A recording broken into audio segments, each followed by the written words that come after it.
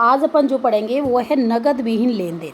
जो आपको पता ही है मोदी जी ने ये चालू कर ही दिया और आपके इसमें भी कितना काम आया है, जिसमें कि सबसे ज़्यादा डर कोरोना में नोटों का अदल बदल करने का था।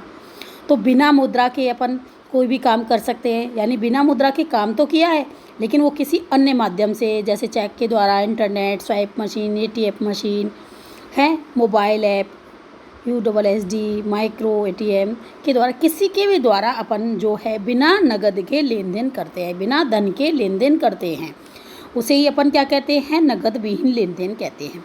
तो क्वेश्चन है आपका, नगद विहीन लेन देन क्या का अर्थ क्या है? तो नगद विहीन लेन देन का अर्थ बिना नगद के आर्थिक लेन देन है। यह अनेक बैंक खातों में राशि के स्थानांतरण से संभव होता है, यानी खाता स्वतः ही खाते में से राशि आपकी इधर उधर ट्रांसफर होती रहती है। अब नगद विहीन लेन देन के कौन कौन से माध्यम हैं? वो है आपका चेक है, इंटरनेट है, चेक, ड्राफ्ट, इंटरनेट बैंकिंग द्वारा भुगतान, swipe machine, ATM machine, mobile app द्वारा, USSD द्वारा और माइक्रो ATM के द्वारा। अब देखो, इन सब का मैं आपको वर्णन करती हूँ। सबसे सरल जो है साधन कौन सा है? चेक है, जो आज से नहीं बहुत पुराना है, जानते हो। तो नगद विहीन लेन देन का ये सबसे सरल तरीका है। इसके अंतर्गत क्रेता कोई भी वस्तु खरीदने या किसी प्रकार का सौदा होने पर विक्रेता को क्या देता है? चेक या ड्राफ्ट देता है।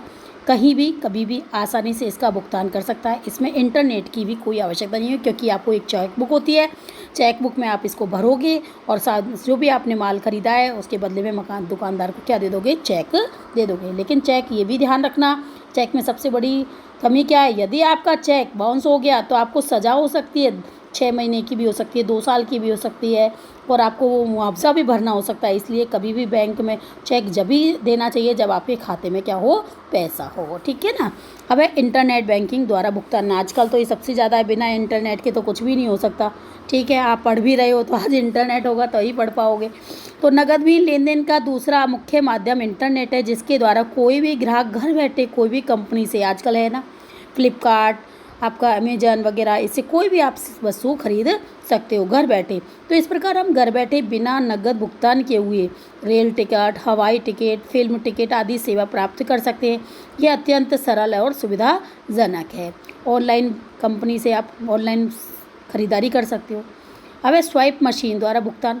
अनेक व्यापारिक बैंक प्रतिष्ठित फर्मों को अनेक चालू खातों, इसमें क्या होता है, चालू खाता रखने वाले व्यक्ति, जैसे उद्योगपति, कर्मचारी, वो है आपके व्यापारी वगैरह, उनके पास ही ये होता है। क्योंकि इसमें सबसे बड़ी चीज़ क्या है?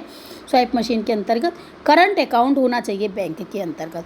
तो चालू खाता यानी अकाउंट पर स्वाइप मशीन उपलब्ध कराई जाती है। इस मशीन के द्वारा विक्रेता फर्म अपने ग्राहकों से वस्तु या सेवा के बदले भुगतान प्राप्त करते हैं। होता है ना, आपने लगी होगी, आप उसको कार्ड देते हो, उसमें आप भुगतान कर देते हो। भुगतान की गई राशि सीधे विक्रेता के खाते में आती है और इस सेवा का लाभ उठाने के लिए ग्राहक को क्या होना चाहिए? कार्ड होना चाहिए। बताया था ना मैंने आपको, कार्ड आपको देना पड़ता है, उसमें लगाना पड़ता है, नंबर डायल करने पड़ते हैं और उसके सीधे खाते में आ जाते हैं। तो क्रेडिट कम व डेबिट कम ATM कार्ड का भी इसमें उपयोग करते हैं, ठीक है। अब ATM मशीन द्वारा, ATM में तो आजकल आपने देखा होगा रुपये जमा भी हो सकते हैं और निकाल भी सकते हो। तो इसके अंतर्गत क्रेता ATM कार्ड से विक्रेता के खाते में सीधे ही राशि स्थानांतरित करता है। इस सुविधा का लाभ तभी उठाया जा सकता है जब विक्रेता और क्रेता का दोनों का ही एक ही बैंक में खाता हो। ATM मशीन में तो जब भी आप किसी को भुगतान कर सकते हो जब उसका खाता भी आप ही के बैंक में हो, यानी भुगतान करने वाले व्यक्ति के खाते में ही, भुगतान करने वाला कोई व्यक्ति है तो उसका भी और जो भुगतान प्राप्त करने वाला है उसका भी, दोनों का एक ही बैंक में क्या होना चाहिए? खाता होना चाहिए। इसके अंतर्गत बैंक का IFSC का कोड की भी जानकारी होना आवश्यक है। मोबाइल ऐप द्वारा, स्मार्टफोन के जरिए आज नगद विहीन सौदे आसानी से किए जा सकते हैं। नगद विहीन लेन देन के लिए अनेक बैंकों में ई-वॉलेट ऐप जारी किया जाता है। ग्राहक अपने ATM कार्ड से अथवा इंटरनेट बैंकिंग ई-वॉलेट खाते में राशि स्थानांतरित कर सकता है। ई-वॉलेट की सहायता से भी बिलों का भुगतान घर बैठे आसानी से हो जाता है। वर्तमान में भारत सरकार ने भीम ऐप, यानी भीम ऐप के जो है आपके भीमराव अंबेडकर के नाम पर ये चलाई गई है। इसका पूरा मैं आपको वर्णन बताऊंगी। देखो, तो जारी किया है प्रधानमंत्री नरेंद्र मोदी ने डिजिटल लेन देन के प्रति भरोसा कायम रखने के लिए ये सरकारी ऐप जारी किया है। तो भीम ऐप का पूरा नाम क्या है? Bharat interface money. क्या नाम है, भारत इंटरफेस मनी। ये ऐप भीमराव अंबेडकर के नाम से समर्पित है। इसकी सहायता से घर बैठे बिलों का आसानी से भुगतान कर सकते हैं, ठीक है ना। नकदी विहीन का सबसे सरल तरीका कौन सा है, चेक या ड्राफ्ट द्वारा।